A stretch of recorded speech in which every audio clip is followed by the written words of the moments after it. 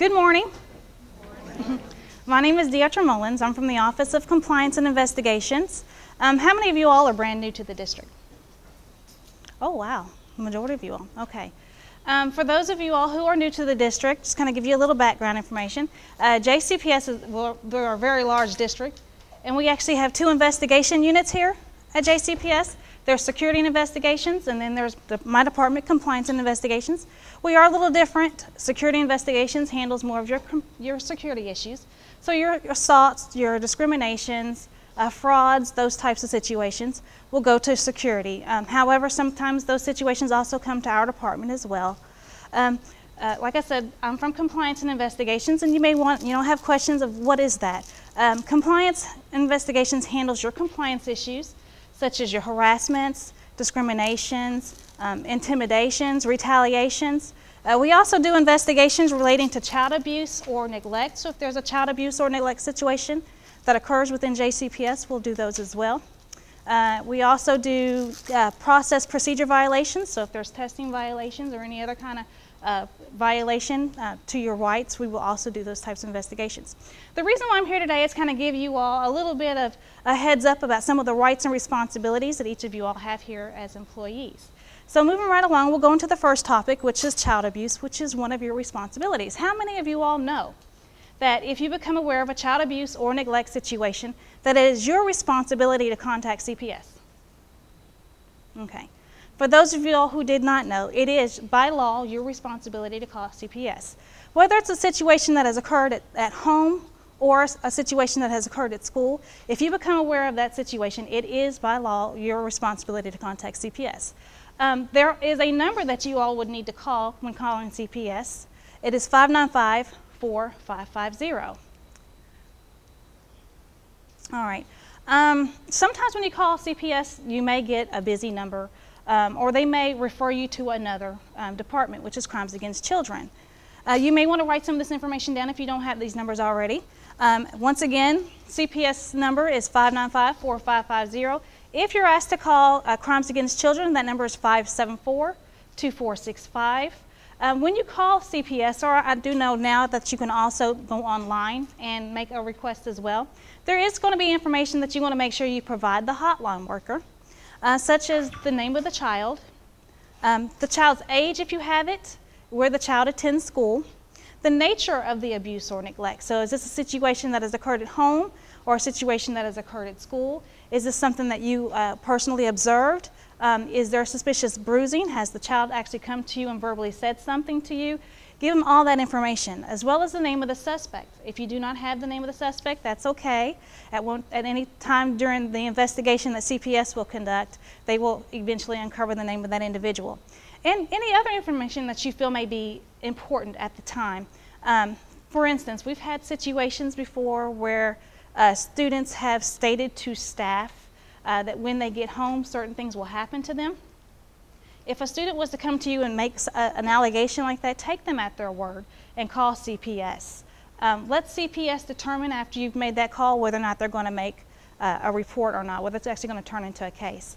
Because it's possible that there may already be an open case on this child and you just didn't know.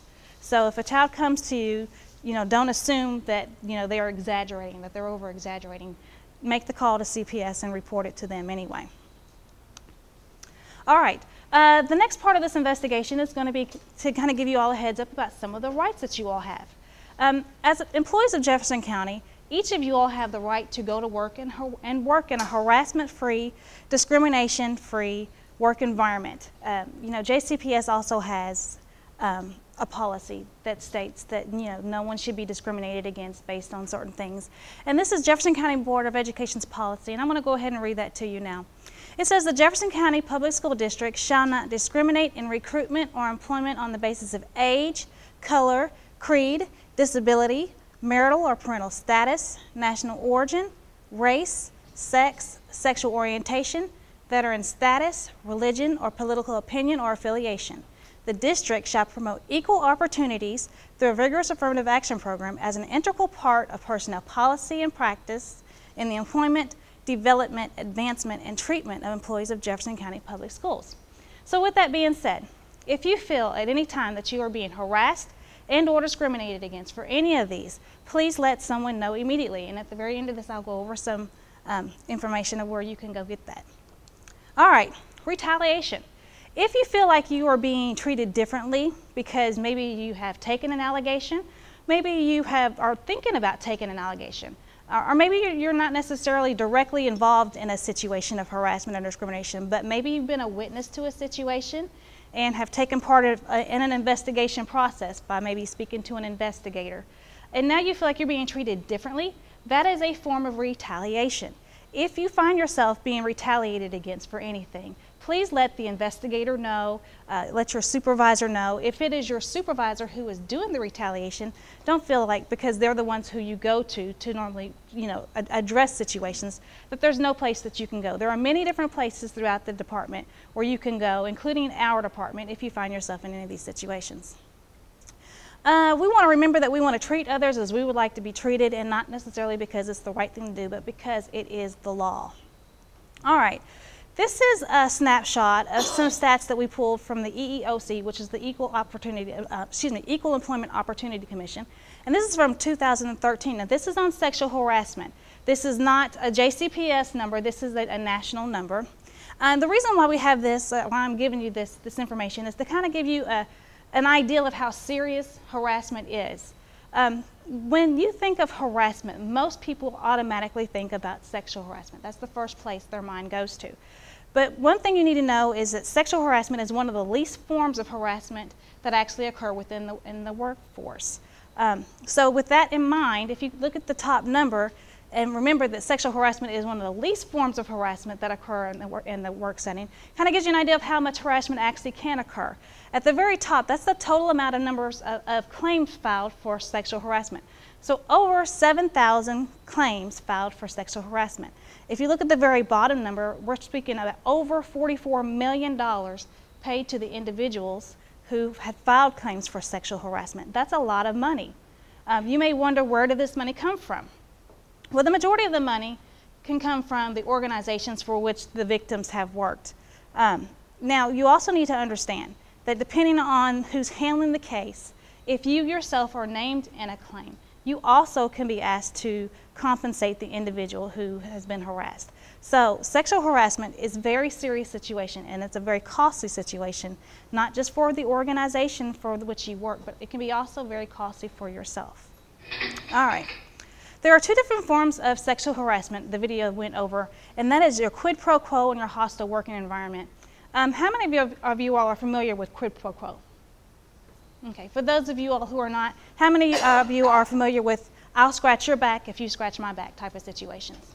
Okay, that's your quid pro quo situations. And that usually occurs between individuals where one may have power over another. So maybe a supervisor to a subordinate. It can be a staff person to a student. We've even had some situations before where that's been reversed and the students have harassed the staff.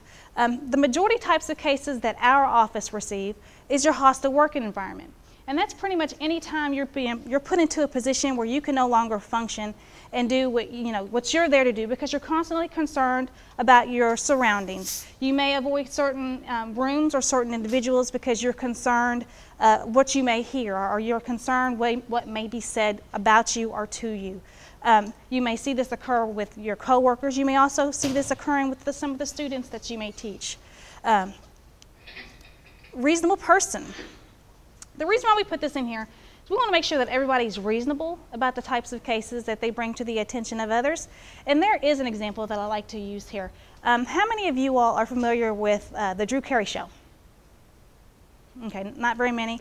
Drew Carey Show, they don't show it anymore, but a long time ago in the show, Drew Carey was an HR professional, and one day he decided to put up a cartoon picture in his cubicle, because he worked out of a cubicle where everybody could see, or whatever he did. And the cartoon picture was a picture of a caterpillar laying on top of a French fry. Well, there was a coworker in his department who wanted him to take that picture down because they felt that picture was offensive. They felt that what was going on in that picture was that this caterpillar was having intercourse with the French fry. So they wanted that picture taken down. Well, he refused to take the picture down. Needless to say, the case actually made it to court. So that means he had to take off from work, Coworkers had to take off from work, supervisors had to take off from work, and they had to spend court dollars to go and speak about a picture of a caterpillar laying on top of a French fry. Fortunately for him, the case was dismissed. The judge did turn to the coworker and said, "I'm sorry you were forced to look at something that you felt was inappropriate and made you feel uncomfortable. However, a reasonable person would look at that photo and think something else." What do you think a reasonable person would think? If you were to see an insect laying on top of a piece of food, what would you think? That they were feeding, not necessarily satisfying themselves in other ways, correct? So that's what we mean by being reasonable. Let me back up for a little bit. What I'm not saying here is that I don't want you all to make an allegation. If any of you feel that you are being harassed or discriminated or put in a situation where you are now feeling uncomfortable, you need to report that to someone. Report it to a coworker. Report it to your supervisor. If it's your supervisor, go to another administrator. You can come to our department. There are other departments throughout the district, such as the ombudsman. There are plenty of places that you can go to if you feel like if you find yourself in these types of situations. All right, next we're going to do a sexual harassment IQ test. We're going to do this together as a group, so when you know the answer, you just yell it out. All right, number one. When a woman wears a short skirt or a person observes his religious grooming practices, they are making the kind of statement that is asking for harassment. True or false? False, that's right. It doesn't really matter what someone is wearing. They're not asking to be treated differently. Number two, a sexual relationship between a boss and a subordinate is always considered harassment. False. It's not always considered harassment. However, when you're making those types of decisions, you want to be very careful. Most people do not realize that behavior that occurs outside of the workplace can also get you into trouble, especially if the individuals who are engaging in that conduct have a working relationship. So if you're dating a coworker, don't think that just behavior that occurs while at work can get you into trouble. Behavior that you all both engage in outside of work can also get you into trouble. So if one of you all decides you no longer want to engage in a relationship, you need to respect that, because you can get into trouble even though if you're continuing to pursue that relationship outside of work. So be careful with that. Number three, it is considered flattery, not harassment, when one person repeatedly asks another for a date despite continued turndowns. False, that's right.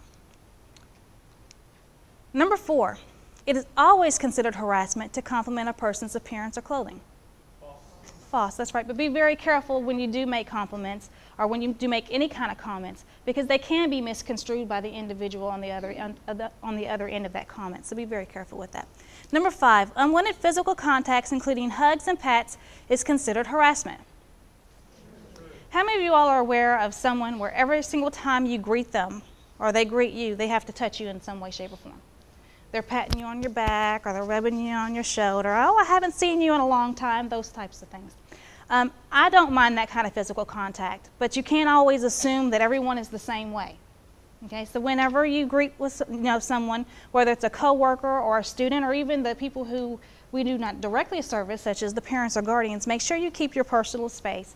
Don't violate the spaces of others as well. Keep your hands to yourself. Number six, threatening job repercussions if a person turns down a date or sexual relationship is considered harassment. True. Number seven, harassment is generally defined by how the person on the receiving end takes it. That's true. So it doesn't really matter what you meant by that compliment, what you meant by that comment, what you meant by that hug or that pat or any other form of physical contact. If the person on the receiving end of that is uncomfortable and they've made it known that they're uncomfortable and you continue to do those types of behaviors, you can be opening yourself up for a harassment complaint. Number eight, gossip about a coworker's sex life is considered private conversation, not harassment. False. False, that's right. Number nine, sexual jokes, comments, and gestures are not considered harassment when directed at someone of the same sex. That's right, that's a huge false as well. And the last one, sexual harassment may violate employer policies, but isn't always against the law. What's that? False. Yes, false. Sexual harassment is always against the law. All right, what is sexual harassment? Well, sexual harassment is conduct of a sexual nature that occurs in the workplace, and it can include any of the following, such as sexual advances, requests for sexual favors, It can be verbal and or physical conduct of a sexual nature. It can be displaying of sexually explicit or suggested materials, and I'll go over some more examples of that in just a second. It can be something that you're saying. It can be something that you're doing. It can be physical, such as touching or blocking, as you see in the video, or in this picture here, the man's hands on her shoulders, and you can tell by the look on her face that she's not necessarily comfortable with that physical contact. And he may just be saying, "Hi, how are you doing?" So once again, my suggestion to all of you all is, when you're speaking with one another, that you keep your personal spaces and you keep your hands to yourself. Okay, there are examples of things that you can do that could potentially get yourself into trouble. Things such as staring, as you see in the video. It's very possible that this individual is not staring where they should probably be staring. Be careful with winks and kisses. Be careful with giving someone a personal gift. Displaying sexually oriented pictures, and it doesn't necessarily have to be a picture that you may automatically be thinking of. It could be something as small as a magazine cover where the individual on the front is partially clothed, or they could be completely unclothed, that maybe they're sitting in a certain way where certain parts of their body are covered, but yet in general most of their body is exposed. That may be something that may not offend you, but you can't assume that that doesn't offend everyone. If you bring those types of materials with you, there's a possibility that others will view those as well, be able to view those as well, and if that's the possibility, then you could be putting someone in a hostile working environment where they're forced to look at things that make them feel uncomfortable. So be careful with that. Using sexually oriented screensavers, be careful with that. JCPS does have a very good filter. However, things do slip through from time to time that are inappropriate. So whether it is a personal device or a device that JCPS has provided you, whether it's a handheld device or a laptop or any other type of device, if there's anything inappropriate that's on those items, keep in mind that students could see them, and not just students, but other co-workers as well. We have had several investigations, not just conducted by compliance, but with security as well, where information such as that has been viewed by people who weren't intended to view them. So be very careful with that information. Be careful with letters and phone calls or materials of a sexual nature, and undressing someone with your eyes, as is possible that this individual may be doing in this picture. Examples of physical actions that can get you into trouble, such as touching, patting, pinching, bumping, grabbing, cornering or blocking someone in the hallway. Be careful with that as well, because you can also catch a criminal charge with that as well. And unsolicited back or neck rubs, as you see in this picture. It's very possible he's just coming up to her and saying, "Do you have that report for me?" or "Hi, how are you doing today?" But you can tell once again by the look on her face she's very uncomfortable with that physical contact. So be careful with that as well. Make sure you keep your hands to yourself. Danger zones, retaliation. Calling one another nicknames. My suggestion to you all is that you call one another by the names that are on your badges, by the names that are on the rosters. We have had a couple of situations where names that were called have been misconstrued and investigations have resulted. So be careful with that. Be careful with stereotyping, email or internet, as I went over with before. Be careful with those types of things. Be careful with initiating or dating your coworkers. As I said before, you want to be very careful with those types of things, because behavior can get you into trouble outside of the workplace as well. Be careful with cartoons, posters, as the example I gave you with the Drew Carey, pictures and inappropriate apparel. Also be careful with jokes. We have here sexual, racial, religious, or national origin. But keep in mind, it doesn't necessarily have to be jokes relating to these things. It could be a joke that you may think is very harmless. Say, for instance, you have someone in the workplace who's constantly telling jokes about cats. Well, you may have someone in the office who loves cats. They have 50 cats at home, and they are diehard Cats fans, and everything they wear is blue, and and so forth and so forth. Well, eventually, over time, if someone continues to make jokes about cats, the person who is the Cats fan or loves cats may eventually start taking offense to that. They're going to start wondering whether these jokes are intentional. If someone's trying to hurt them, they may start to avoid the individual who's making these jokes. Eventually, that individual who's making those jokes could be putting the other person into a hostile working environment. So be very careful with everything that you're saying, everything that you're doing at all times. And be careful with comments on personal appearance. That also goes the same with the jokes. Some individuals may not mind, compliments or comments that are made about their appearance, but then there may be others that may be. So you need to be very careful of what you're saying to your coworkers and your students and the parents and guardians of these students as well. All right, who can commit sexual harassment? Anybody and everybody. So your coworkers, your supervisors, your students, your vendors, so the individuals who come into the schools and deliver your papers and they change out your Coke machines. And let's not also forget parents and guardians. Don't feel that just because they are individuals that you may not see on a regular basis, that they can't also be inappropriate and put you into uncompromising type of situations. So if these are situations that are occurring to you, please report them immediately to your supervisor. All right, now what do if you find yourself in these types of situations? Well, the first thing you want to do is speak to the person who's harassing you.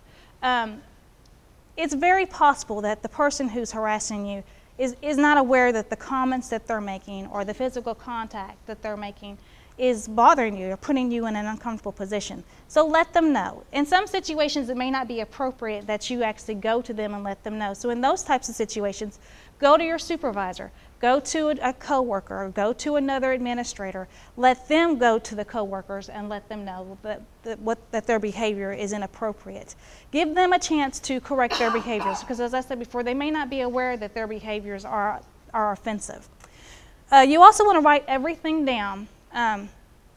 That's good not just for your memory, but also for investigation purposes. Most of the time when we receive our cases in our office, it's not the day that the incident occurred. We've received cases days, weeks, months. Since I've been here, we've even received a couple of cases 2 years from when the incident has occurred. So it's always good to write down the who, what, when, where, and how. And that you want to keep notes, even if you're not the victim, if you're not the perpetrator in situations, if you're a witness to a situation, write those things down, because if it does come to the situation where it has to be investigated, there will be something there to kind of jog your memory of what you actually heard, what did you actually see, who else was around, those types of things. You want to make sure you keep detailed notes. And sometimes, in some situations, especially with the substitute teachers that I've had to investigate, those notes have really come in handy. So, keep a little notebook somewhere so that you can, get to it in case of an investigation. All right, you want to report the incident to your supervisor as well. As you did see earlier, sometimes your supervisors will have the power to stop behaviors that you may not have had the power to stop. So let your supervisors know as well. As I said many times before, if it is your supervisor who is giving you this unwanted behavior, then go to someone else. Go to another administrator. Go to one of the other departments within JCPS that can help you with those situations. Dr. Georgia Hampton is the Director of Compliance and Investigations, and our number is 485-3341. Our information is posted throughout the district. We have pamphlets in every department. We have our website on JCPS's policy. Anywhere you see those posters in your departments that have your labor laws, our information is also on that information as well. So please don't delay. Give us a call if you feel like you have a question or a comment or concern. And to sum this up with JCPS's policy on sexual harassment is that there is a zero tolerance. If you find yourself in any kind of situation where you're being harassed or discriminated against, please let someone know immediately. And the bottom line is JCPS cannot be a team if every member is not part of a team and treated appropriately. So we want to remember to treat others as you would like to be treated. Now I know that was kind of a crash course on some of the rights and responsibilities that each of you all have here as employees, as well as maybe some of the functions that our department also provides for the district. Is there any comments or questions? None? All right, well, thank you again. Once again, my name is Deidre Mullins. Thank you.